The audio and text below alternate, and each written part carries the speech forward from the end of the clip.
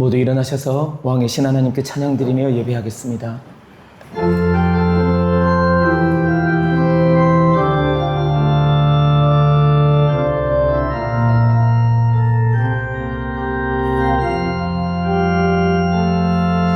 지금 이곳에 임하소서. 성령의 불로 가득 채우소서. 갈급한 내 맘에 찾아오셔서 주의 성령으로 채워주소서. 흔들리지 않는 믿음 주소서. 낭망하지 않는 믿음을 자백하는 마음 내게 주소서. 내 안에 주님 채워주소서. 지금 이곳에 임하소서. 지금 이곳에 임하소서. 성령의 불로 가득 채우소서. 갈급한 내 맘에 찾아오셔서 주의 성령으로 채워주소서. 흔들리지 않는 믿음 주소서. 낭망하지 않는 믿음을 자백하는 마음 내게 주소서.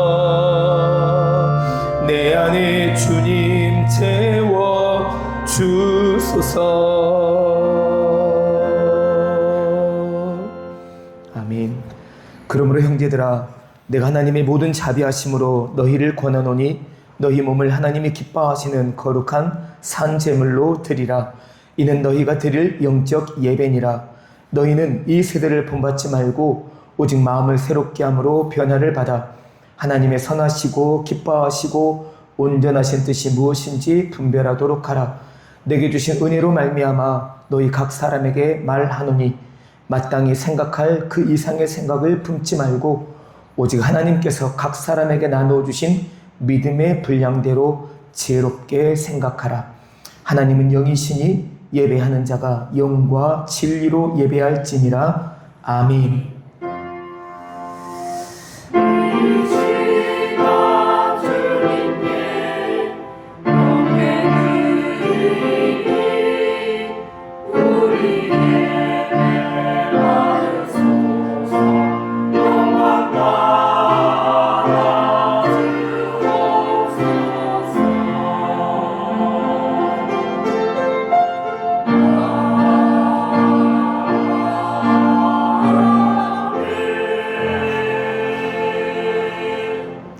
신실하신 하나님, 변함없으신 아버지, 우리를 다시 하나님 앞으로 인도하시고 예배자로 세워주셔서 감사드립니다.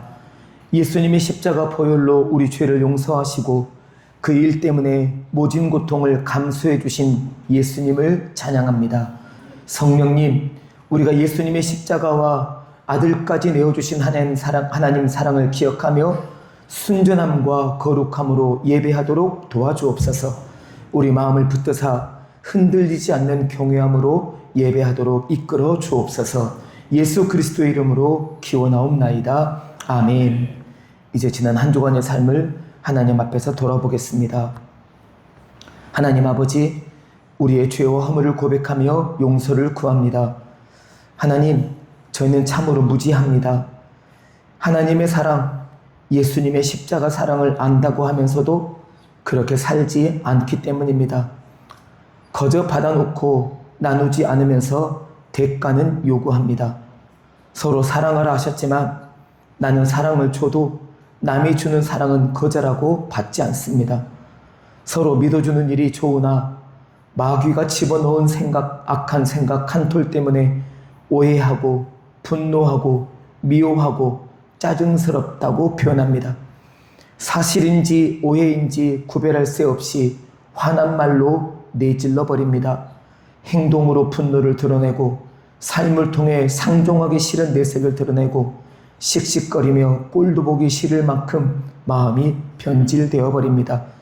우리도 어떤 정치인들처럼 서로 욕합니다.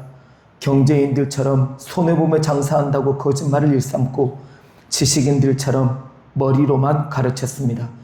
정작 주님은 내 있는 모습 그대로 받아주셨고 끝까지 사랑하셔서 죽음에도 이르셨지만 우리는 그 사랑이 안 되니 말씀은 말씀이고 나는 나이고 그렇게 젖어 들어간 저희를 예수님의 십자가 보혈로 깨끗하게 씻으사 성령으로 새롭게 하셔서 예수님처럼 겸손히 사랑하도록 도와주옵소서. 예수님의 이름으로 참회 기도 드립니다. 아멘. 이제 나와 하나님만이 아는 죄, 우리 각자의 은밀한 죄를 하나님께 고백하겠습니다.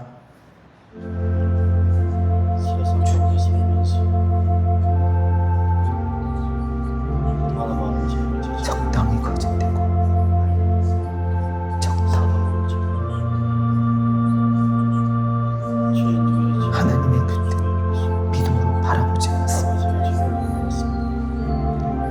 순종함에 따라가지 않는다. 우리를 불쌍히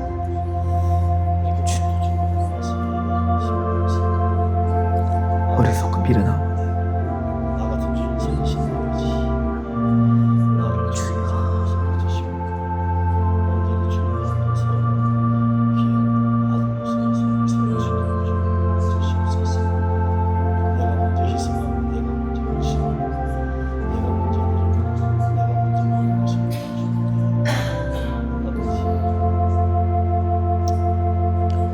이제 하나님께서 주시는 용서의 말씀을 아멘으로 받으시기 바랍니다. 만일 우리가 우리 죄를 자백하면 그는 미쁘시고 의로우사 우리 죄를 사하시며 우리를 모든 불의에서 깨끗하게 하실 것입니다. 아멘. 오늘은 주님이 가르쳐 주신 주기도를 함께 화면을 보시며 교독하겠습니다. 하늘에 계신 우리 아버지, 아버지의 나라가 오게 하시며 아버지의 뜻이 하늘에서와 같이 땅에서도 이루어지게 하소서. 오늘 우리에게 일용할 양식을 주시고 우리가 우리에게 잘못한 사람을 용서하여 준 것 같이 우리 죄를 용서하여 주시고 우리를 시험에 빠지지 않게 하시고 악에서 구하소서. 나라와 권능과 영광이 영원히 아버지의 것입니다. 아멘. 사도신경으로 우리의 신앙을 고백하겠습니다.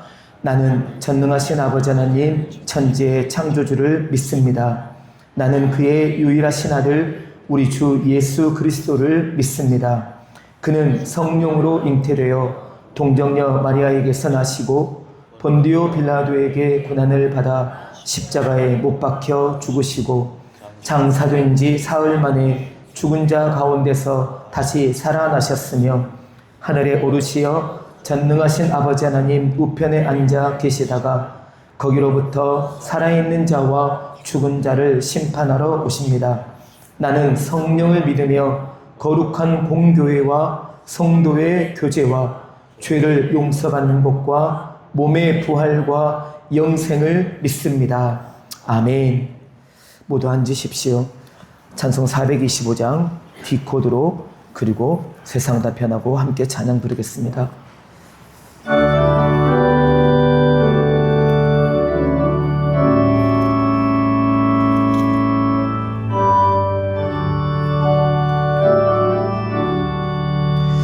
주님의 뜻을 이루소서.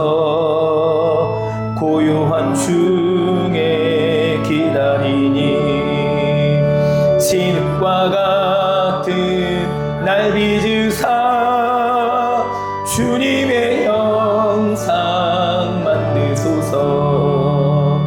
주님의 뜻을 이루소서.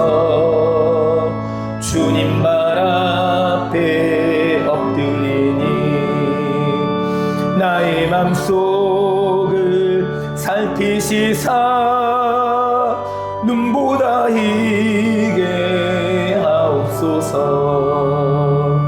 주님의 뜻을 이루소서. 온전히 나를 주장하사 손을 내게 펴사 강건케 하여 주옵소서. 주님의 뜻을 이루소서. 온전히 나를 주장하사 주님과 함께 동행함을 만민이 알게 하옵소서. 세상 다 변하고 이 삶의 끝이 와도 주 없인 살 수 없네. 주만이 내 영광 변치 않는 진리 주 없인 살 수 없네. 세상 다 변하고 세상 다 변하고 이 삶의 끝이 와도 주 없인 살 수 없네. 주만이 내 영광 변치 않는 진리 주 없인 살 수 없네. 내 주 없인 살 수 없네. 내 주 없인 살 수 없네. 내 인생의 등대 내 삶의 소망 내 주 없인 살 수 없네. 좋으신 아버지 진실하신 친구 주 없인 살 수 없네. 내 소망 내 위로 내 영광 내 기쁨 주 없인 살 수 없네. 좋으신 아버지 좋으신 아버지 진실하신 친구 주 없인 살 수 없네. 내 소망 내 위로 내 영광 내 기쁨 주 없인 살 수 없네. 내 주 없인 살 수 없네. 내 주 없인 살 수 없네. 내 인생의 등대 내 삶의 소망 내 주 없인 살 수 없네. 내 주 없인 살 수 없네. 내 주 없인 살 수 없네. 내 주 없인 살 수 없네. 내 인생의 등대 내 삶의 소망 내 주 없인 살 수 없네.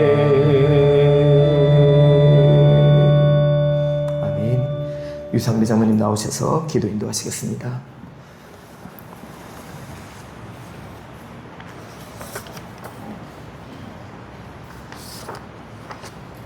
인도자가 되시며 은혜와 사랑을 베푸신 하나님 아버지, 한 주간도 무더위로 인해 지친 우리의 영혼과 삶을 지켜주시고 주님전에서 예배를 드릴 수 있도록 인도해 주심을 감사드립니다. 아멘. 늘 우리와 함께 하시고 은혜와 사랑을 베푸시는 하나님, 한 주간도 세상 속에 살면서 우리의 연약한 믿음으로 십자가의 은혜를 잊어버리고 주님대로 말씀대로 살지 못한 저희를 용서해 주옵소서. 아멘. 저희에게 믿음을 다하여 주옵시고 주님을 의지하고 신뢰하는 믿음을 주옵시고 성령의 능력을 이루어 이 세상을 이기며 주님의 사랑받는 자녀로 살아가게 하옵소서. 아멘. 성도의 가정에도 평안과 사랑이 있게 하옵시고 아멘. 어느 곳에 있든지 주님께서 사랑받는 자녀로 살아가게 하옵소서. 아멘. 직장생활도 사업장에서도 주님의 성결과 도우심이 있게 하옵시고 아멘. 온전히 주님을 의지하는 믿음의 생활이 되게 하옵소서. 아멘. 폭우로 인해 피해를 당한 이재민과 모두 위와 뜻하지 않는 일로 건강과 어려움을 당한 모든 사람들이 주님의 은혜와 사랑으로 회복되고 치유되는 은혜가 있게 하옵소서. 아멘. 지금까지 교회의 여러 행사도 마칠 수 있도록 은혜 주심을 감사드립니다. 아멘. 앞으로 있을 여러 행사도 잘 마칠 수 있도록 은혜를 베풀어 주옵소서. 주여. 말씀을 전하실 목사님께 영육간의 건강도 주옵시고 이 시간 말씀으로 하나님의 은혜가 우리의 심령이 살아 역사는 은혜가 있게 하옵소서. 아멘. 글로리아 찬양대에 찬양을 받아 주옵시고 아멘. 주님께서 기뻐하시는 찬양대로 쓰이게 하여 주옵소서. 아멘. 각 기원을 기억하시고 아멘. 늘 주님께 기뻐하는 교회 되도록 은혜를 베풀어 주옵소서. 아멘. 감사하며 예수님의 이름으로 기도드리옵나이다. 아멘.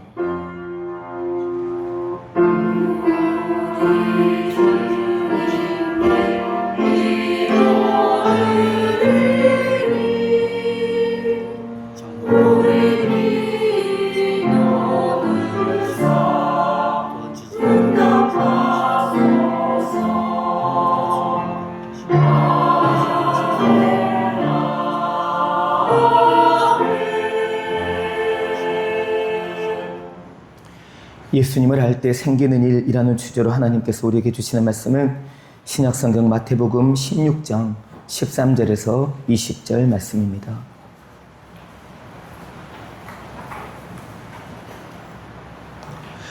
신약성경 28면에 있는 마태복음 16장 13절에서 20절 말씀입니다.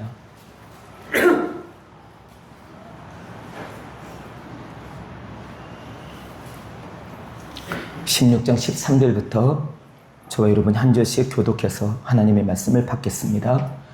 예수께서 빌립보 가이사랴 지방에 이르러 제자들에게 물어 이르시되 사람들이 인자를 누구라 하느냐?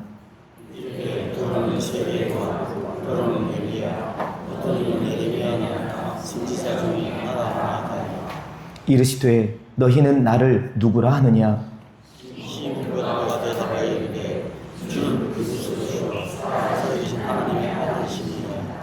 예수께서 대답하여 이르시되 바요나 시몬아 내가 복이 있도다. 이를 내게 알게 한 이는 혈육이 아니요 하늘에 계신 내 아버지시니라.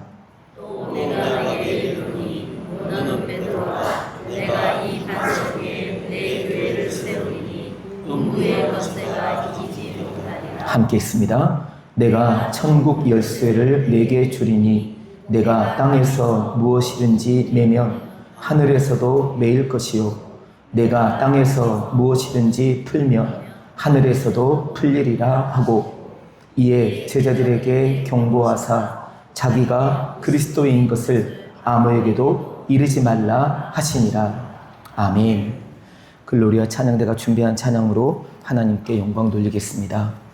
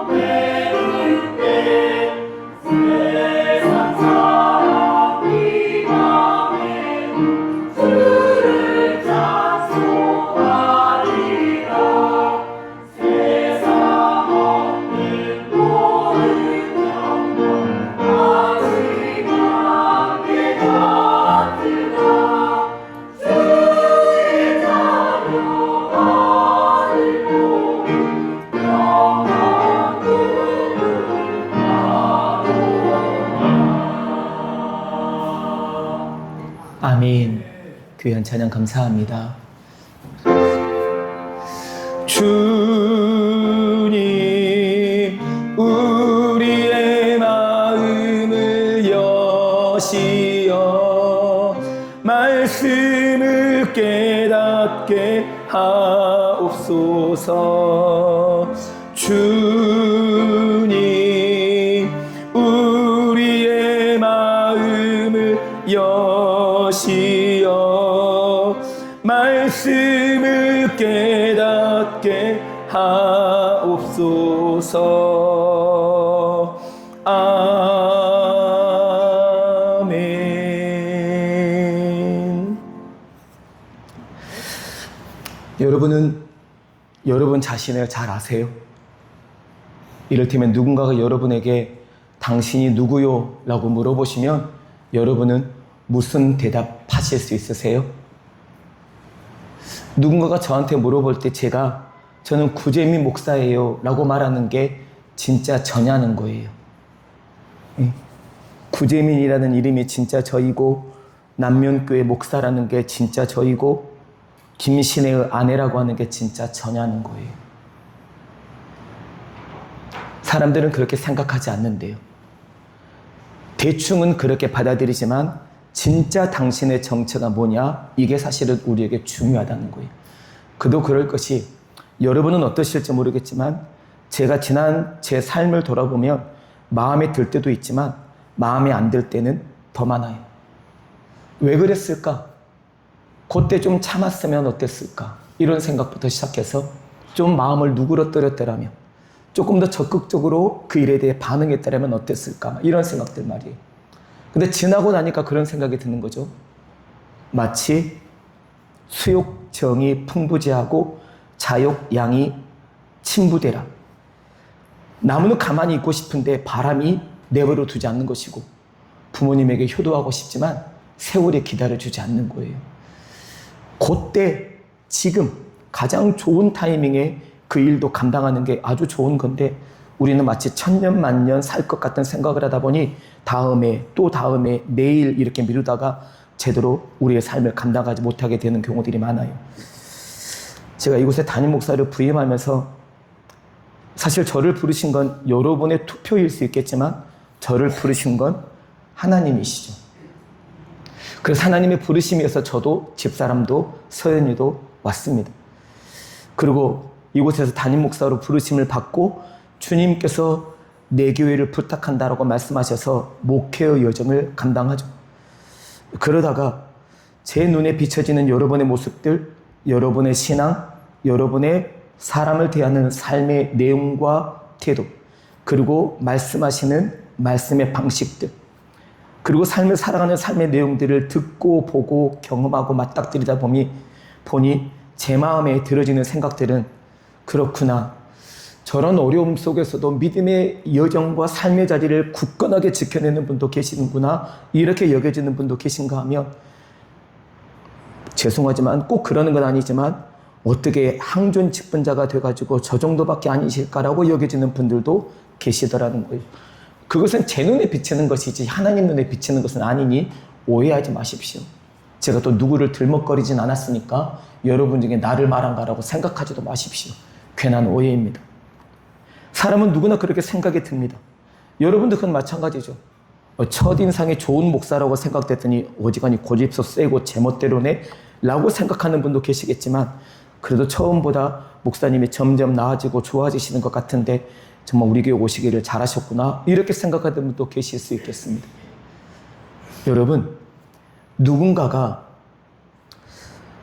그분에 대해서 어떻게 생각하세요? 라고 물었을 때 그분에 대해 어떻게 생각하느냐라고 물었던 그 질문에 내가 어떤 답이 먼저 나오느냐에 대한 생각이 내가 그를 느끼는 마음이래요. 그러니 예를 들어서 제가 유상배 장로님을 기분 나빠하고 엄청 짜증스럽게 대한다면 누군가가 저에게 유상배 장로님이란 분이 어떤 분이세요? 그러면 제 얼굴 표정부터 일그러진다는 거예요. 예. 그 말하기가 짜증스러워지는 거예요, 이제. 내가 기분 나빠하고 짜증스러워하고 불평스러운 사람을 나에게 물어보니 내 속 안에서부터 이제 그 짜증스러움이 올라와서 말도 거칠어지고 그분에 대한 생각만 해도 태도가 불손해지고 그렇게 되는 거예요. 그래서 우리는 그렇게 말하는 거예요. 평상시는 유상배 장로님 그랬다가 누가 없을 때는 유상배 장로 이렇게 되는 거예요. 우리나라 사람 유독 그래요. 존경할 만한 사람이면 님자가 붙지만 존경할 만한 사람이 아니면 님자는 어디 가고 없어져 버리고 그 존경이 아예 미칠 만한 것이 없다 그러면 이름만 달랑 불러대는 게 여러분 우리나라의 생리래요. 그러고 보면 우리나라는 여전히 우리나라라고 하는 이 테두리 안에 너무 갇혀있는 것 같다는 생각이 들어요. 그런 의미에서 저는 우리 장로님들이 제가 이곳에 부임했을 때 이렇게 말씀해 주셔서 너무 좋았던 게 목사님이 청년들을 데리고 선교를 조금 나가셨다고 하니까 우리 교회에 어른들도 물론 그렇지만 다음 세대 아이들을 데리고 해외에 좀 많이 나가주시면 안 될까요? 라고 말씀해 주셨던 게 저는 너무 감사했던 거예요. 그런 장로님들의 권면이 교회를 바라보시는 눈이거든요. 그런 장로님들의 아름다운 이 말이 교회가 어땠으면 좋겠다라고 하는 이 마음들을 고스란히 반영해주는 내용이기 때문에 제가 이걸 안 해봤어도 장로님들이 그렇게 말씀하시면 예 장로님 제가 한 번도 해본 적은 없지만 저도 그걸 늘 고대하고 있었던 터라서 한번 해보겠습니다. 격려해 주시고 세워주시고 함께 같이 해보시죠 라고 같은 마음으로 서로 격려하며 지금 우리는 이렇게 가고 있는 거죠. 그러다가 원치 않는 삐치고 상하고 감정이 무너지는 일을 만나게 되기도 하고 그것은 누구든지 마찬가지예요. 부부라고 해서 좋아서 결혼하고 사랑해서 해서 결혼했는데 평생에 좋기만 한 부부가 세상에 어디 있어요. 저도 벌써 결혼한 지 22년 됐는데 맨날 좋기만 하진 않았어요. 아직도 말다툼을 하고 싸우기도 해요. 저는 이게 인생이라고 생각해요. 그러면서 서로를 좀 더 깊이 알아가는 거거든요. 그런데 여러분 생각해 보세요. 싸우지도 않고 그 속상한 마음을 가슴 안에 묻어놓고 그냥 좋은 게 좋은 거지 하고 이렇게만 대한다면 그 사람의 마음과 속 사정은 어찌 될까요? 그 짓눌리고 상처받은 그 마음은 누가 위로를 해줄 수 있겠냐는 거예요. 그래서 우리는 하나님 앞에 기도하는 것이고 그런 상처가 있을 때 서로 끄집어내놓고 집사님 아까 제가 말이 조금 지나쳤죠. 분위기가 너무 좋고 말을 편하게 하다 보니까 제가 말해놓고 보니 집사님 생각이 갑자기 났어요. 죄송해요. 목사님 그런 거 그러세요. 제가 다 이해해요. 목사님이 어떤 마음으로 말씀하시는지 알기 때문에 그런 거 전혀 문제되지 않아요. 걱정하지 마세요. 라고 함께 이해하고 용납하고 풀어주는 것. 여러분 이게 사람 관계에 아주 좋고 유익한 거거든요. 근데 이게 풀어지는 것이 없이는 사실 부부도 형제 자매도 아니면 가장 친밀한 친구 관계도 하나님 언젠가는 파토가 나요. 오죽했으면 우리나라도 황혼 이혼이 많다고 그랬을까요? 왜요? 너무 오랫동안 참았거든요. 말 못한 채 짓눌렸거든요. 자식들 때문에 참았던 거고 바람직하지 못한 소리를 듣게 될까봐 참았던 거고 한 번 시집가고 장가가면 그 집 귀신이다라고 하는 그런 우리나라의 전설같이 들려지는 말 때문에 참았던 건데 이 참는 것도 이제 한도가 있고 나도 나의 인생을 좀 살고 싶고 더 이상 이렇게 묶여있고 싶지 않다고 하는 그 마음들이 이제 주변의 사람들과 환경과 여건을 통해 같이 일어나다 보니까 우리나라도 적잖이 황혼이혼이 많았었죠. 묶여진 건 언젠가 큰 일을 벌여요. 그래서 오늘 19절 말씀에도 하나님이 예수님께서 여러분과 저에게 주시는 말씀이 그래요. 네가 땅에서 뭘 맺다면 하늘에서도 너를 위해 메어질 거야. 그런데 땅에서 네가 어떤 것을 풀었다면 하늘에서도 풀려진다. 이걸 기억해라 라고 들려주시는 거예요. 이걸 단순하게 여러분에게 말씀드리면 이거예요. 용서하고 용서받았느냐? 그러면 됐다. 근데 용서했는데 용서 안 해주디? 용서를 구하지도 않았어? 그러면 그것은 풀어지지 않은 거야? 라고 말하는 것과 똑같은 거예요. 상처는 여전히 남아있는 거예요. 풀어지지 않은 채 남아있는 상처는 언젠가 골마 터지게 되어 있어요. 하나님께서 여러분과 저를 잠시 보호하고 계시는 것뿐인데 그런 것들을 시한폭탄처럼 지니고 계시지 말고 풀어놓아서 주님 안에서 회복과 기쁨을 누리며 여러분과 제게 주신 삶을 자유롭게 그러면서 감사와 기쁨으로 살아가는 우리 모두 되기를 간절히 바랍니다. 그런 의미에서 오늘 성경은 예수님을 알 때 우리의 삶에 어떤 내용이, 어떤 변화가 일어나는지에 대한 이야기를 들려줍니다. 그 이야기를 여러분과 제가 약 3가지 정도로 함께 나눠보고 싶은데요. 첫 번째, 예수님을 알 때 우선 삶의 내용이 달라집니다. 삶의 고백이 달라집니다. 쉽게 말하면 말이 달라진다는 이야기입니다. 베드로는 어부였습니다. 그 어부의 입속에서 나오는 말은 사실 거친 말이었습니다. 아니 배를 왜 그리 몰아? 바보같이 이렇게 몰아라고 내가 말했어 안 했어? 참 어쩜 저렇게 말도 안 들어. 아이고 그래가지고 고기 잡겠어? 어쩌면 이런 말들, 물론 아닐지도 모르죠. 거친 파도에서, 거친 바다에서, 거친 배를 몰면서 어쨌든지 한 마리라도 고기를 더 많이 잡아야 되는 이 베드로의 입장에선 고기 그물을 잘 내려서 그물을 많이 고기를 끄집어내야 장사를 해서 많이 팔고 그것을 우리 가족들이 먹고 그래서 사람들에게 떵떵거리며 살 수 있는 부자가 될 수 있는 이런 꿈이 있지 않았었겠냐는 거예요. 그런데 하필이면 고기잡이를 하고 있는 그 어간에 예수님은 베드로와 그의 동생을 불러내셔서 나를 따르라 하신 거예요. 근데 그렇게 예수님 곁을 뒤를 따라간다고 해서 그들의 일상의 말들이 바로 순식간에 달라질까요? 거칠었던 말이 쉽게 내뱉었던 죄송하지만 욕지거리 같은 그런 말들이 아주 순수하게 부드럽고 온유한 말투로 갑자기 뒤집어 졌겠냐는 거예요.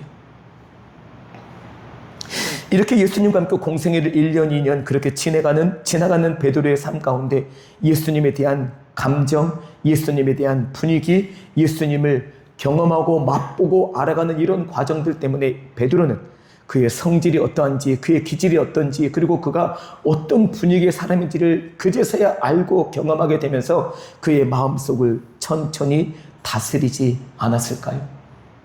그러고 보면 여러분도 아마 그러실 거예요. 저도 그래요. 저도 말이 거칠지 않도록 노력하지만 거친 말이 왜 안 나가겠어요? 운전할 때도 그럴 수 있어요. 제게 기분 나쁜 투로 다가오는 사람에게 저도 똑같이 기분 나쁜 투로 말할 수 있는 거예요. 저게 짜증스럽고 불편하고 못마땅하다는 투로 저를 대면하는 사람에게 저라고 맨날 좋은 투로 대할 수 있겠어요? 저도 제 기분과 감정이 있거든요. 그런데 그런 부분들이 예수님을 만나고 예수님을 맛보고 경험하게 되면서 그런 내용들이 점점 잦아들고 이제는 예수님과 함께 동행하는 삶에 비춰질 만한 내용의 말들로 바꾸지는 경험들을 우리는 하게 된다는 거예요. 이게 바로 본문 속에 등장한 베드로의 고백이었고 그래서 베드로에게 예수님께서 제자들에게 너희는 나를 누구라고 생각하느냐라고 물으시는 그 질문에 베드로가 다른 제자들보다 앞서서 예수님은 메시아이시며 살아계신 하나님의 아들이십니다라고 고백을 한 겁니다. 여러분 여기서 고백하는 주는 그리스도시오라고 하는 이 말이 히브리 말로는 메시아입니다. 그러니까 베드로는 바르게 고백한 거예요? 잘못된 고백을 한 거예요? 바른 고백을 한 거예요. 베드로가 예수님을 경험하고 예수님과 대화를 나누고 예수님을 맛보고 예수님을 느끼고 예수님을 경험하면 경험할수록 이분이 바로 메시아이구나라고 고백이 들어졌기 때문에 예수님이 제자들에게 묻는 그 질문 앞에 예수님이 메시아이시군요 라고 고백한 거예요. 메시아, 그리스도, 구원자 이게 다 같은 말이거든요. 그래서 베드로가 예수님께 주님이 저의 메시아입니다. 우리의 메시아이십니다라고 하는 이 고백을 예수님이 들으셨고 그리고 살아계신 하나님의 아들이심을 제가 보았습니다.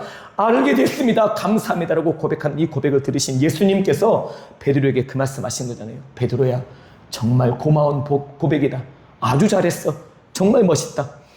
근데 그것을 알게 한 것은 네 부모님이 아니야. 네 혈육 친척이 아니야. 네 고륙 친척이 아니야. 너로 하여금 그 고백을 하게 하신 분은 하늘에 계신 내 아버지시야 라고 고백한 거예요. 알려주신 거예요. 베드로가 자기 멋대로 자기 지식대로 자기가 대단한 사람이 되어서 그렇게 고백했을 거라고 착각할 수 있기 때문에 예수님은 그 고백의 근원과 출처를 명확하게 들려주신 거예요. 여러분과 제가 하나님을 아버지라고 부를 수 있게 된 건 여러분과 제가 대단한 업적을 이루거나 헌금을 많이 했거나 뛰어난 사람이어서가 아니라는 거예요. 갈라디아서 4장 6절 말씀은 너희가 아들인 고로 하나님이 그 아들의 영을 우리 마음 가운데 보내사 하나님을 아빠, 아버지라고 부르게 하셨다는 거예요. 할렐루야, 아멘. 하나님을 여러분과 제가 어떻게 아버지라고 부르게 됐냐고요? 성령께서 우리 마음에 계셨기 때문에 하나님을 아버지라고 부르는 게 너무 자연스러웠다는 거예요. 여러분, 이게 얼마나 감사해요. 예수를 믿지만 하나님을 아버지라고 부르지 못하는 사람이 많아요. 그래서 기도 시작할 때 하나님이라고 부르지 않고 그냥 기도하는 사람들이 많아요. 누구에게 기도하는지를 모르게 그냥 대놓고 기도를 시작하는 분들이에요. 기도는 명확하게 하나님을 부름으로 시작하는 건데 누구에게 기도하는지도 모르는 기도를 그냥 시작하는 거예요. 오늘도 우리를 지켜주시고, 여러분, 누군가에게 뭘 권유할 때도 그 사람을 보면서 그 사람의 이름을 부르면서 그 사람의 직분을 부르면서 말하게 되어 있는 게 인지상정인데, 하나님에 대한 기도를 우리가 드린다고 할 때도 하나님, 하늘에 계신 아버지, 신실하신 하나님 이렇게 부르며 그 하나님을 내가 고백할 수 있는 그 마음을 다해 고백하고 기도의 내용을 아뢰는 게 정상적이니까요. 하나님은 여러분과 저를 자녀 삼으시는 것을 부끄러워하시지 않으셨어요. 그래서 저는 여러분과 저도 하나님을 부끄러워하지 않게 되시기를 축복합니다. 정말입니다. 하나님이 여러분과 저를 얼마나 자랑스럽게 생각하시는데, 이것은 어떤 일을 잘하고 못하고를 떠나는 거예요. 돈을 많이 벌고 못 벌고요, 큰 집에 살고 작은 집에 살고요, 하나도 중요하잖아요. 하나님이 세상 천지의 주인이신데 그게 뭐가 중요합니까? 내가 멍청하고 바보 같아서요? 아니요, 전혀 문제될 것 없습니다. 여러분 아시잖아요? 우리 어르신들 중에는 일자무식이었던 분들이 많아요. 문맹이어서 한글을 배워본 적이 없는 분들이 많아요. 그런데요, 신기하게도 성경책을 보고 목사님의 설교 말씀을 듣다가 성경책을 보다가 한글을 깨우친 어르신들의 이야기가 교회사에 구구절절해요. 여러분, 너무 그런 일들이 많은 거예요.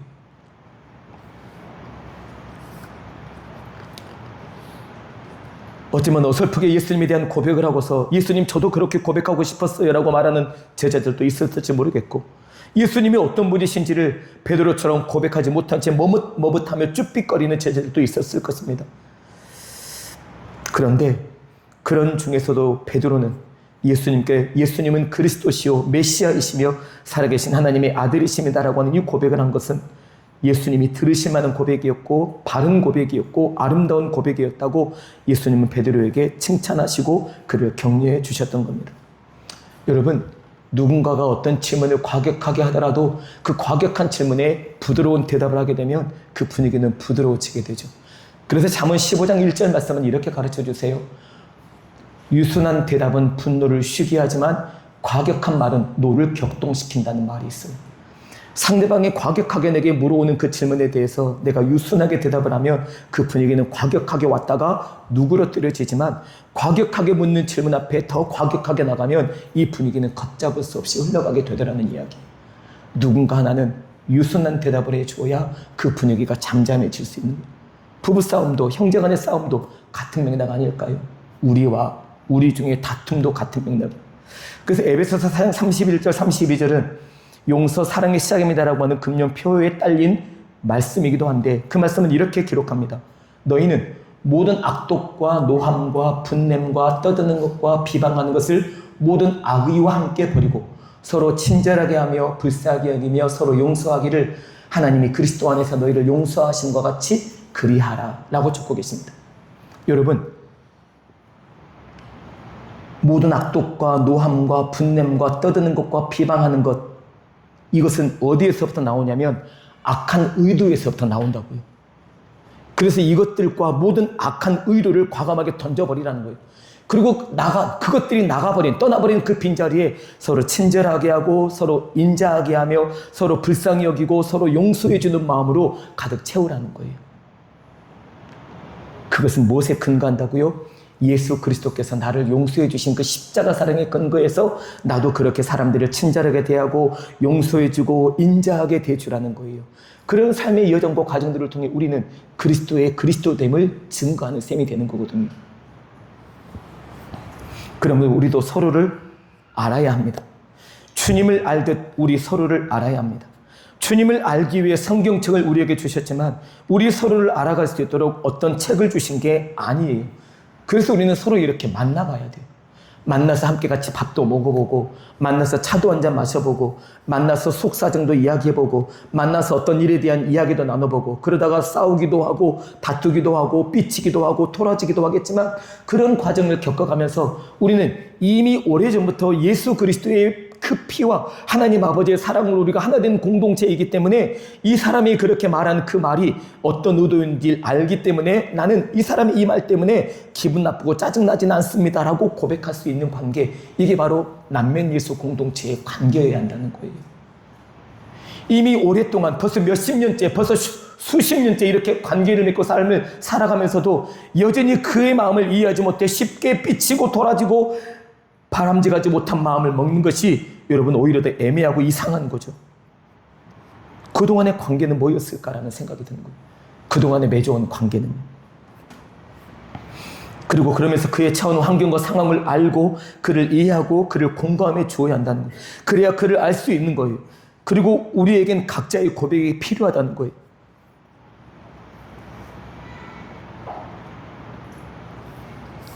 여러분, 누군가가 나에 대해서 칭찬하는 말을 들었을 때 여러분의 기분은 어떠세요? 그 사람이 나를 뭘 한다고 칭찬했대 라고 짜증내세요? 안 그러면 그렇지, 그 사람의 말을 참 잘해주었네 라고 생각하세요? 아마 후자일걸요. 그 사람이 나를 뭘 한다고 나한테 대해서 그런 칭찬을 해, 기분 나빠 죽겠네, 이런 사람은 없겠죠. 누군가가 전해주는 칭찬의 말에도 우리는 그저 웃고 행복할 수밖에 없는데, 여러분, 함께 공동체로 몇십 년째 몸 담고 있는 우리 서로가 서로를 위해 칭찬하고 격려하는 말을 아끼지 않는다면, 여러분, 우리 공동체는 누가 봐도 사랑에 넘치는 공동체일 수밖에 없다는 거예요. 그래서 성경은 히브리서 10장 24절 25절 이런 말씀을 들려주세요. 서로 돌아보아 사랑과 선행을 격려하며 모이기를 싫어하는 어떤 사람들의 습관처럼 하지 말고 오직 권하여 주님이 다시 오신다는 그 약속이 임하는 것을 보도록 모이기에 더욱 힘쓰라라고 들려주세요. 여러분, 그래서 힘드시겠지만, 피곤하고 지치시겠지만 수요일 저녁에 한번 들어왔다 나가세요. 그리고 금요일 저녁 기도회 때 한번 들어왔다 나가세요. 여러분, 개인적으로 기도하는 시간을 가지시는 것도 중요하지만 공동체가 함께 모여서 기도하는 시간을 갖고 공동체가 함께 모여서 간절한 마음으로 부르짖는 이 기도가 오히려 우리 서로를 힘나게 하고 용기를 북돋아주는 좋은 기도의 자리가 되는 거거든요. 또 그런 기도 속에 나라고 하는 이름이 들먹거렸다고 하는 이 사실이 우리로 하여금 힘나게 만드는 좋은 계기가 되죠. 그래서 야고보서 5장에도 믿음의 기도가 병든 자를 일으킵니다. 그러므로 너희 죄를 서로 고백하며 병이 낫기를 위하여 서로 기도하라, 이렇게 들려주셨습니다. 여러분, 너희 죄를 서로 고백하며, 이 말씀 기억해 주세요. 잘못은 혼자 하는 게 아니에요. 잘못은 쌍방이지 혼자만 잘못하고 다른 사람은 잘난 게 아니란 말이에요. 그러니 서로 용서하고 라고 하는, 서로 고백하며 라고 하는 이 말이 야고보 사도를 통해 주신 이 말씀이 딱 맞는 거죠. 세상에 잘하기만 하는 사람이 어디 있어요? 그리고 세상에 잘못하기만 하는 사람이 어디 있답니까? 우리는 서로 남이 이해를 못하겠지만 서로 얽히고 설킨 부분 때문에 싸우기도 하고 다투기도 하지만 풀어지기도 하고, 그리고 거기서 거뜬하게 아름답게 발전되기도 해요. 근데 여전히 옛날 그 모습 그대로를 기억하며 거기에 머물러 있다면 여러분, 우리의 신앙이 병들어서 헤매고 있는 거예요. 주님이 그걸 기뻐하시겠어요? 만약에 여러분의 자녀가 이미 지나간 일로 매도 맞았고 다 끝난 일인데 왜 요새 풀이 주고 다녀? 이렇게 물었더니, 아빠가 저번에 내가 잘못했다고 매를 때린 적이 있잖아. 나 요새 그때가 많이 생각나서 아빠가 두려워. 이렇게 마음 먹고 있는 아이를 만난다면 여러분은 어떠시겠어요?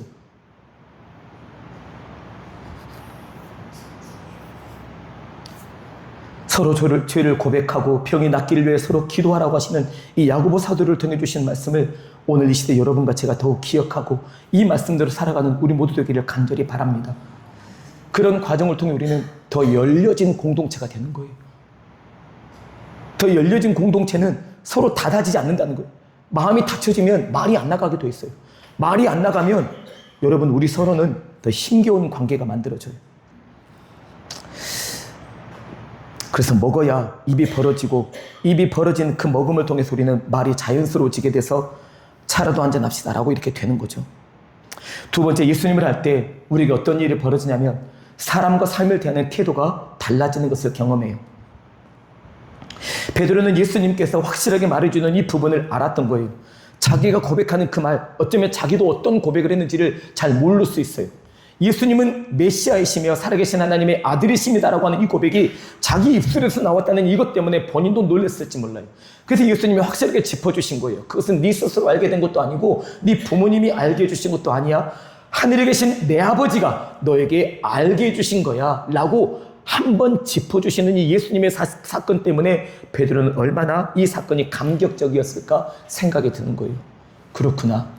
내가 경험이 많고 똑똑한 것 같고 잘난 것 같지만 나는 어떤 부분에서는 그럴 수 있지만 이 부분에서는 아닐 수 있었는데 내가 이 예수님께 대해 이 고백을, 예수님에 대한 이 하나님의 아들이라는 고백을 내가 할 수 있었다는 이 사실이 하나님의 은총이었고 하나님의 은혜였고 하나님이 내게 주신 그 내용 때문에 내가 이렇게 고백을 할 수 있었구나라고 하는 이 사실을 인정하게 되는 거예요.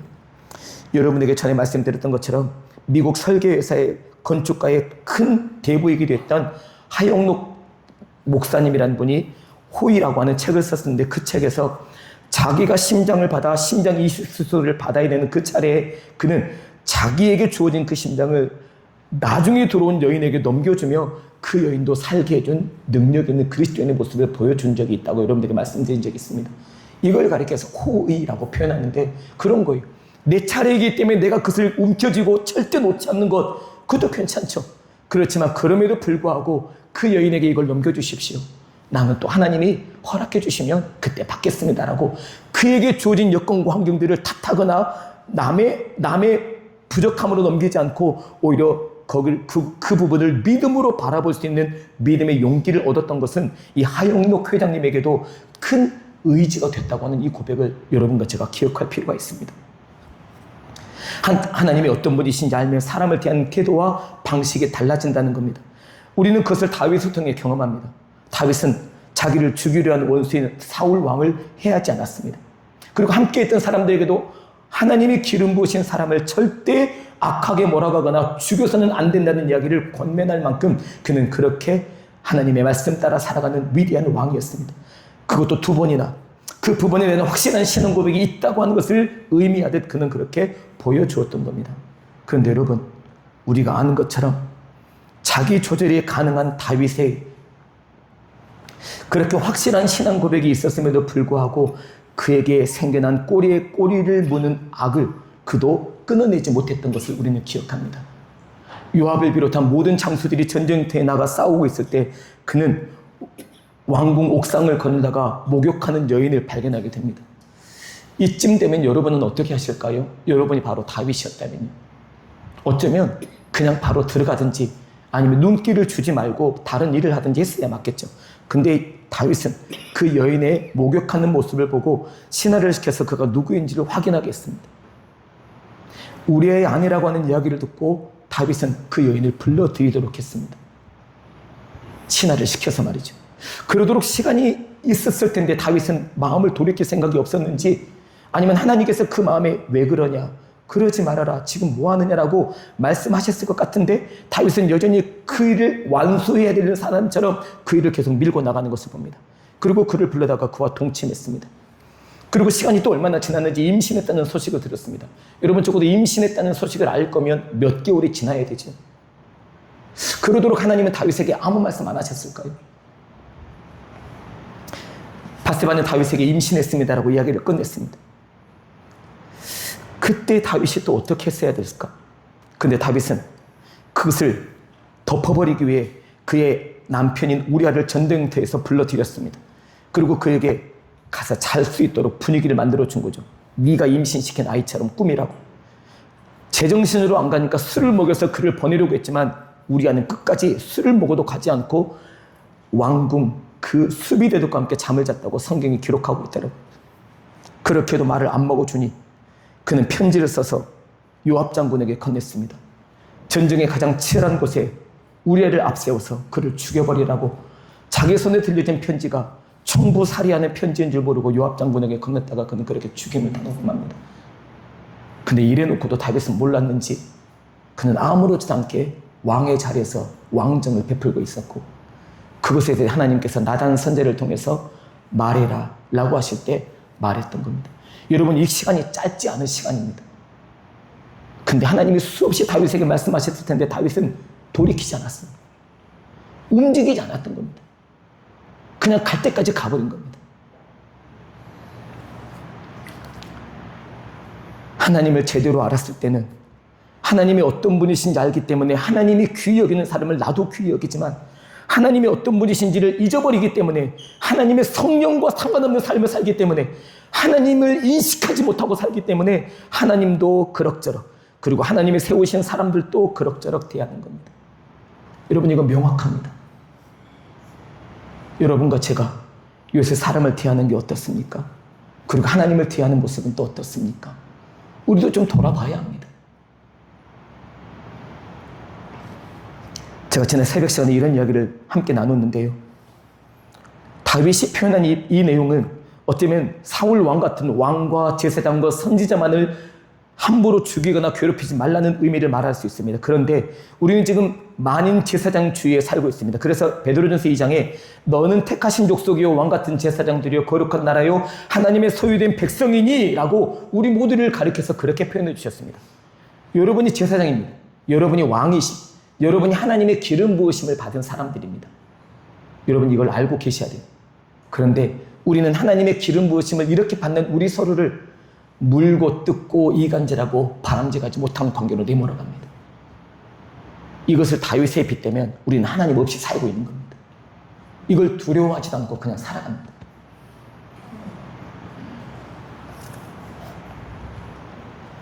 성령님께 민감하며 하나님의 기뻐하시는 일을 그 길을 걸어가게 되어 있지만 성령님께 민감하지 않으면 남들도 다 그렇게 살아가는데 나라고 뭐 별 수 있겠어라고 말하며 그냥 얼렁뚱땅 넘어가 버리는 게 우리의 삶일 수 있습니다. 그래서 예수님도 제자들에게 그렇게 말씀하셨죠. 정신을 차리고 깨어 근신하며 기도하라고. 정신을 차리고 깨어 있지 않으면 결국 우리가 어떤 말을 하는지 어떤 태도로 삶을 살아가는지 우리도 모를 때가 많기 때문에 주님은 말씀을 통해 우리에게 이렇게 들려주신 겁니다. 마지막 세 번째, 예수님을 알 때 우리는 약속을 발견하게 됩니다.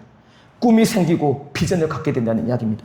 예수님은 베드로에게 내가 이 반석 위에 내가 네 반석 위에 네 반석 같은 믿음의 고백 위에 나의 교회를 세우리니 음부의 권세가 이기지 못하리라고 베드로에게 이렇게 말씀해 주셨습니다. 여러분 이 이야기는 베드로에게 교회를 세우시겠다고 하시는 고백이지만 앞으로 세워지는 모든 교회가 바로 예수님의 교회라고 하는 것을 알려주시는 주님의 말씀이기도 합니다. 그러므로 우리 모든 교회가 바로 주님의 것이라는 고백이 여러분과 저의 고백이 되기를 간절히 바랍니다.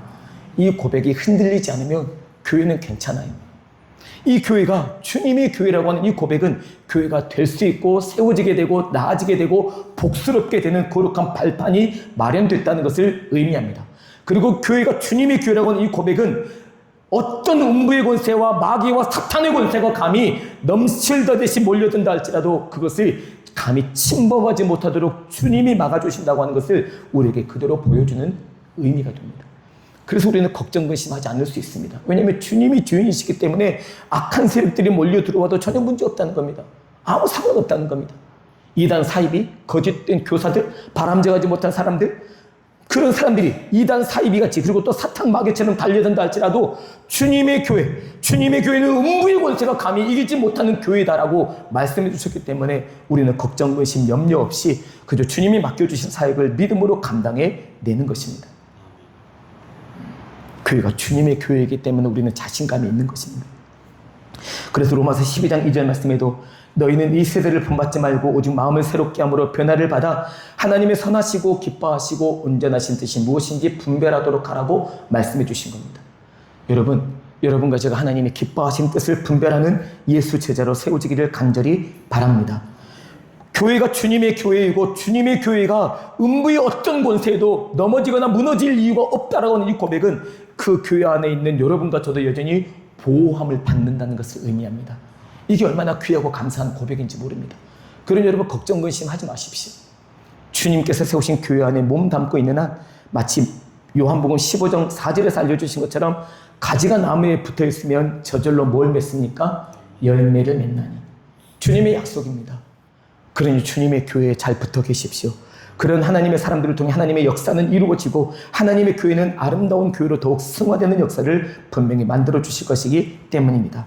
이런 사실을 여러분과 제가 기억하면서 주님의 교회다운 교회, 하나님께 큰 감동이 되는 교회, 여러분과 제가 말을 할 때든지 하나님과 사람을 대할 때든지 그리고 꿈과 비전을 가질 때든지 하나님이 기뻐하시는 꿈과 비전을 품고 믿음의 행진을 여전히 잘 감당해내는 우리 모두 되기를 간절히 바랍니다.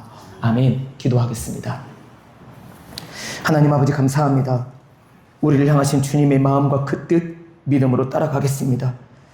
우리의 말들을 주님 용서해 주시고 우리의 하나님과 사람들을 대했던 태도와 바람직하지 못했던 모습들을 용서해 주시고 십자가의 보혈로 깨끗하게 씻어주셔서 오늘 이후로 더 새롭게 아름답게 거룩하고 경건하게 겸손하게 우리 예수님처럼 삶을 살아가 하나님이 기뻐하시는 거룩한 열매 주렁주렁 맺어가는 복된 교회 되게 성령으로 기름 부어주시고 인도하여 주옵소서. 예수님의 이름으로 기도드립니다. 아멘. 421장 찬송 부르겠습니다.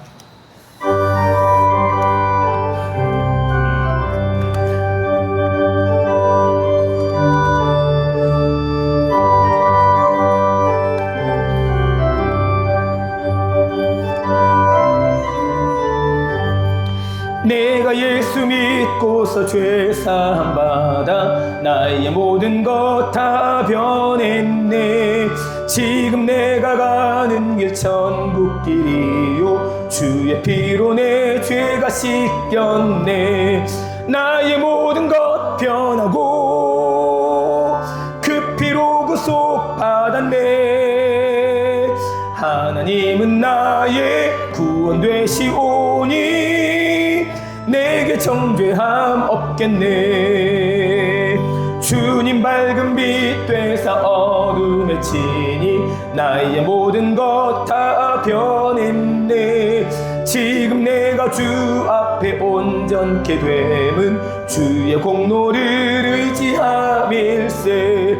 나의 모든 것 변하고 그 피로 구속 받았네. 하나님은 나의 구원 되시오니 내게 정죄함 없겠네.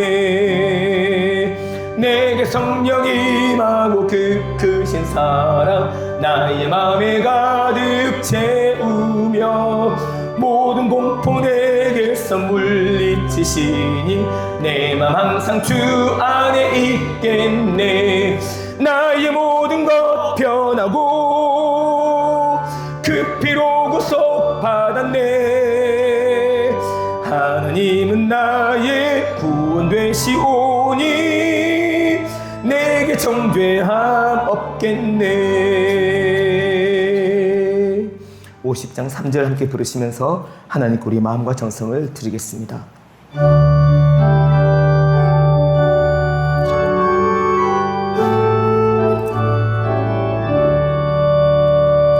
내게 있는 모든 것을 주를 위해 드리네. 주의 성령 충만하게 내게 내려 주소서. 주께 드리네. 주께 드리네. 사랑하는 구주 앞에 모두 드리네.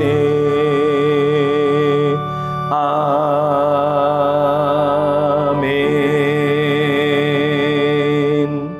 하나님 아버지, 우리의 마음과 정성을 다 드리는 우리의 헌금을 하나님이 기쁘게 받아주시고 성령으로 기름 부어 주옵소서. 이 예물이 쓰여지는 곳마다 주님의 성령으로 충만하게 역사해 주시어 30배, 60배, 100배의 결실을 맺을 뿐만 아니라 하나님의 나라가 확장되고 예수 그리스도의 복음이 온전하게 증거되어 한 영혼 한 영혼이 주님께로 돌아오는 역사가 이루어지는 것을 경험하고 맛보게 되도록 인도하여 주옵소서. 믿음의 식구들이 드리는 이 예물 속에는 사랑하는 성도님들의 땀과 수고와 아름다움이 고스란히 배어있는 예물입니다. 아껴 쓰고 때로는 안 쓰고 그러면서 하나님 앞에 드릴 것을 마땅히 드리며 각종 여러 가지 목록을 따라서 주님 앞에 이 예물을 드렸사오니 아버지 원하옵기는 드리는 믿음의 식구들의 손길마다 복에 복을 더하시고 환난을 벗어나 근심이 없도록 인도하여 주시고 그 손으로 하는 일마다 잘되고 번성하며 사람을 살려주고 세워주는 능력 있는 손길이 되게 축복하옵소서. 발로 밟는 지경마다 하나님 살아계심을 삶으로 나타내 보이는 능력 있는 발걸음이 돼서 많은 사람들에게 하나님이 창조주 되심과 예수 그리스도가 우리의 구주 되심을 증거하여 하나님의 영광을 만천하에 드러내는 십자가의 증인으로 살아가도록 은혜 베풀어 주옵소서. 하나님께 감사와 찬양을 드리며 예수님의 이름으로 기도드립니다. 아멘. 교회 소식을 말씀드리겠습니다. 주보를 참고하시면 되겠고요. 오늘 오랜만에 그리고 또 처음으로 귀한 예배자로 오신 여러분을 주님의 이름으로 환영하고 등록을 원하시는 분은 예배 마치고 저를 만나주시면 되겠습니다. 또 새로 오셨더라도 또 등록을 안 하셨더라도 1층에 식사가 준비되어 있으니 여러분 꼭 식사하고 가시면 좋겠습니다. 오늘 찬양 예배는 아동부와 청년부가 중심이 돼서 여름사역 감사 예배를 하나님 앞에 드립니다. 그리고 9월달에 헌신 예배는 9월 20날 예배를 드리겠습니다. 남아공에서 선교사로 계시는 김현태 선교사님이 한국에 오셨다고 해서 김현태 선교사님을 강사로 모시고 싶다고 말씀을 드렸더니 20날 시간이 된다고 해서 그날 구역장 권찰 헌신 예배를 드리면서 강사님을 초청해서 하나님 말씀 듣기 계획입니다. 기도해 주시고 또 구역장 권찰님들은 잘 준비해 주시기 바랍니다. 다음 주일 찬양 예배 후 식당에서 기관장 및 부서장 간담회가 있겠습니다. 재직회 부장들 또 각 기관의 부장들, 각 남녀 선교회 회장님들 함께 남으셔서 함께 우리가 지난 시간들을 돌아보고 또 앞으로의 일들을 준비하는 그런 시간들을 갖게 되시길 바랍니다. 지난주에 여러분에게 말씀드렸는데 주보에 다시 한번 새깁니다.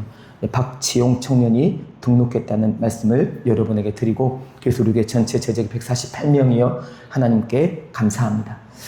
특별히 이사하신 우리 문영기 집사님과 이문희 집사님 하늘 자매 가정을 축복하고 여러분 기도 많이 해주셔서 더 하나님을 잘 섬기는 가정으로 세워주시라고 격려해 주십시오.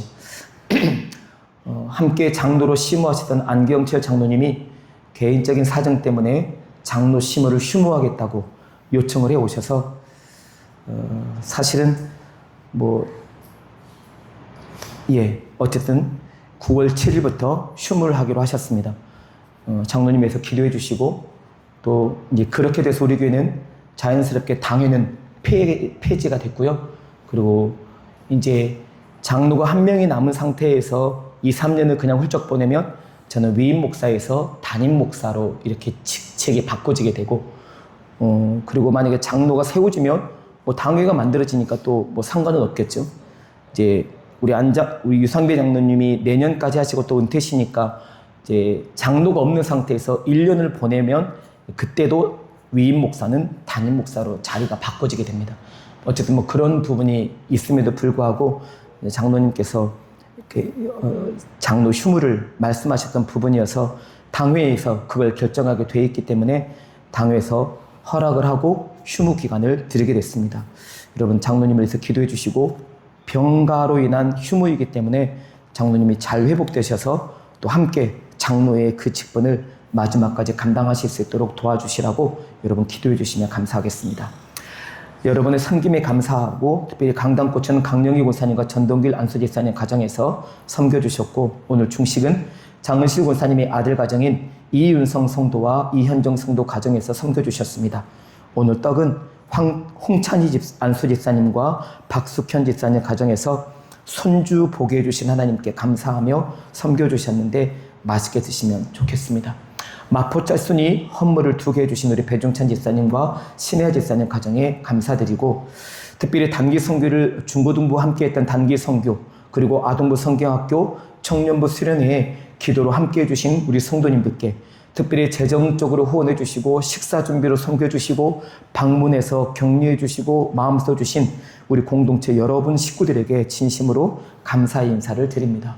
여러분의 섬김과 헌신 때문에 각 부서마다 충만하게 그리고 풍족하게 은혜를 누리고 함께 교제할 수 있었다는 이야기를 듣게 돼서 또 감사드리게 됩니다.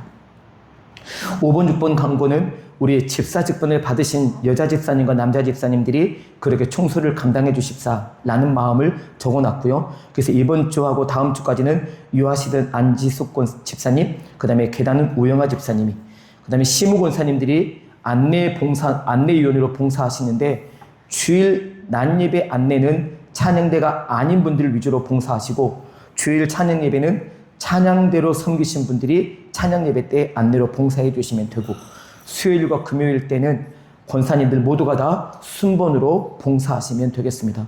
그래서 오늘 오후 찬양예배 봉사는 최혜경 권사님, 그리고 이번 주 수요일은 조미애 권사님, 금요 예배 때는 김정아 권사님이 안내위원으로 봉사해 주시면 되겠습니다. 아직 익숙하게 안 되셔서 제가 한 번 더 읽어드리고 참여해 주시기를 부탁을 드리는 것이니 여러분 그렇게 이해해 주시면 좋겠습니다.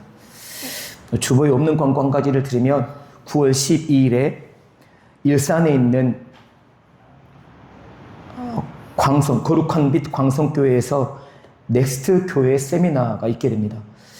교사 컨퍼런스라고 하는 이름으로 교사 세미나가 있는데 나는 영혼을 살리는 교사입니다라고 하는 주제를 갖고 토요일 오후 12시 30분부터 오후 5시 20분까지 교사 컨퍼런스가 있어서 우리 아동부, 중고등부 교사들 그리고 전도사님까지 꼭 시간 내서 참여하셔서 교사 훈련에 여러분 참여하실 수 있기를 바랍니다.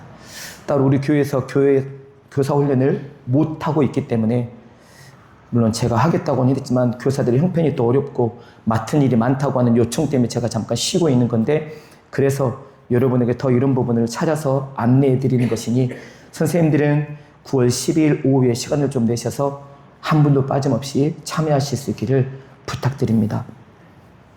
그리고 어떤 분들에게는 조금 미안하기도 하지만 이번 주간 월요일부터 토요일까지 제가 휴가를 좀 다녀오려고 합니다. 그래서 하반기 사역도 또 내년 사역을 위해서도 준비하고 조금 쉬면서 제 몸도 좀 추스리고 그렇게 준비하려고 합니다. 기도해 주시고 수요 예배는 그래서 노한호 전사님이 인도해 주실 거고요. 금요 기도회는 가정 예배로 대치하고 이번 주간 새벽 기도회는 자유롭게 기도해 주시면 되겠습니다. 예, 우리 옆에 분과 함께 인사 나누시죠. 오늘은 이렇게 인사하시면 좋겠습니다. 옆에 분 보시면 한번 밝은 미소 한번 지어주시겠습니까? 그리고 이렇게 인사하겠습니다. 예수님을 잘 알아 예수를 나타내겠습니다. 라고 인사하겠습니다. 예수님을 잘 알아 예수님을 나타내겠습니다. 예수님을 잘 알아 예수님을 나타내겠습니다. 예, 한 번 더 인사하겠습니다. 사랑하며 축복합니다. 인사하겠습니다. 사랑하며 축복합니다. 모두 자리에 일어나셔서 평화, 기쁨, 소망 함께 찬양하겠습니다.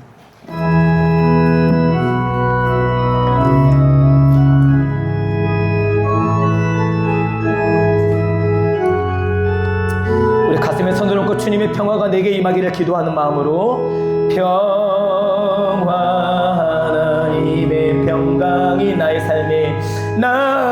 삶에 넘쳐나기를 평화 하나님의 평강이 나의 삶에 가득하기를 축복한 이번에 왼편에 계신 분들에게 기쁨 하나님의 기쁨 하나님의 기쁨이 당신의 삶에 넘쳐나 이제는 오른편에 계신 분에게요 기쁨 하나님의 기쁨이 당신의 삶에 가득하기를 축복합니다. 앞뒤 서로 우리 멀리 바라보면서 소망하나 우리 성도님들 둘을 살펴보시면서 눈 맞춰주시고 그렇게 인사하시면 좋겠습니다. 한번 쭉 흘러보시면서요. 소망 하나님의 소망이 당신의 삶에 가득하기를 축복합니다. 아멘. 십자가에서 피 흘려 죽으시기까지 우리를 사랑하신 주 예수 그리스도의 은혜와 아버지 하나님의 다함이 없으신 사랑하심과 성령 하나님의 역사하시고 교통하시며 영원히 함께 하시겠다고 하시는 약속이 예수 그리스도를 알 때 우리 안에서 말이 달라지고 예수님과 사람들을 대하는 삶의 태도와 방식이 달라지고 우리에게 꿈과 비전과 소망을 주심으로 더 힘있는 삶을 살게 하신다는 사실을 기억하며 내 안에 계신 예수님 때문에 복된 삶 살기를 결단하는 이곳에 모인 모든 믿음의 식구들과 아픔 속에서도 아버지 앞에 나와 예배하며 섬기는 귀한 가족들 위해 어려움 가운데 있는 나라들과 전쟁 가운데 있는 나라들 위해 이제와 영원히 함께해 주시기를 간절히 축원하옵나이다. 아멘.